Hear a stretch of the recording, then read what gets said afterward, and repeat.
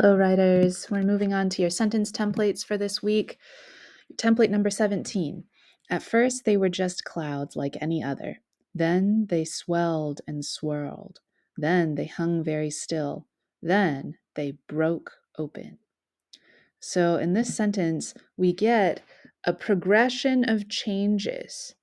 You see how the clouds start as being just clouds, but then as each phrase gets added to the sentence, new things happen. The clouds swell and swirl, they hang very still, and then the sentence ends when they break open and then rain is going to pour out of them.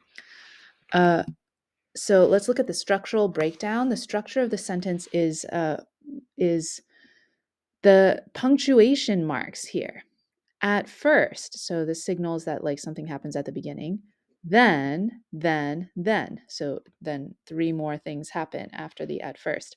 And they're separated by first a colon, then a semicolon, and then another semicolon before the last period to end the sentence.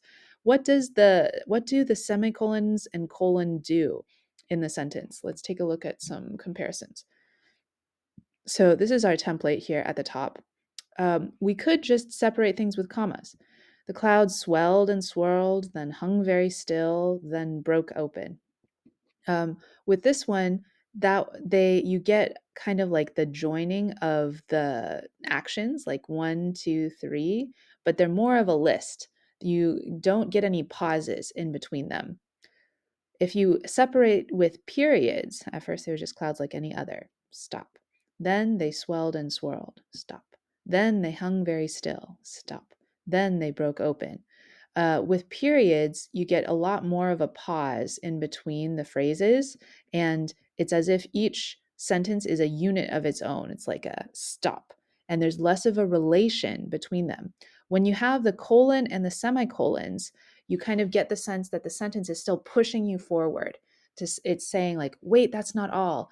Something is going to happen next. So at first, they were just clouds like any other. Colon means let me show you what's going to happen next. Like it's a very forward pointing punctuation mark. Then they swelled and swirled, semicolon, pause, but we're not done yet, keep going. Then they hung very still, pause, but we're not done yet, keep going. Then they broke open. And so those punctuation marks allow you to add on other actions into the sentence to make a full progression of your description. So how do we combine to create this combination? You're focused in on your at first, then. So we're going to say the crowd sat calmly in their seats. That can be our base sentence here.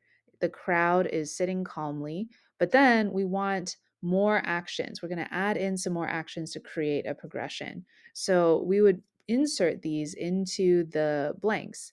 So at first, the crowd sat calmly in their seats. Then they shouted and cheered, semicolon. Then they jumped in the air, semicolon. Then they sank back down, disappointed. And so you can see the whole arc of the crowd's emotions and what they wish would happen.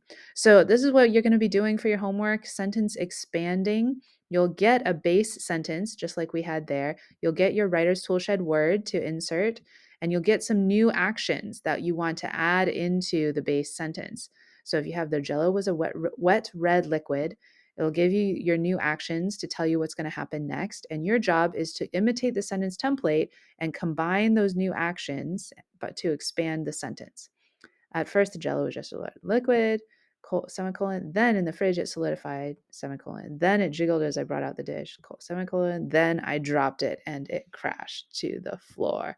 So you're going to be adding in your own content to fill out these phrases. You can't just put in, then solidify, then jiggle, then crash to the floor. Add in more than that to make the sentence full and have it make sense all the way through. So give it a try. Let's see what you do.